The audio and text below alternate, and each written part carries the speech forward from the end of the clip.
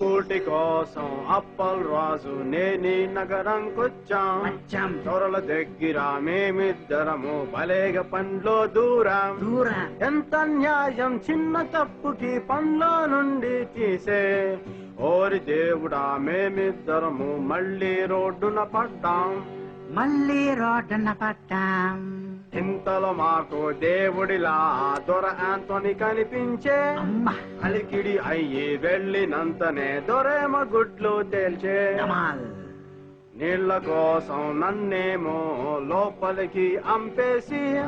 తస్సదియా అప్పల్ రాజు తాళాలే నొక్కేసే ఆఖరికి నా ఈ బతుకు ఇలాగ తెల్లారింది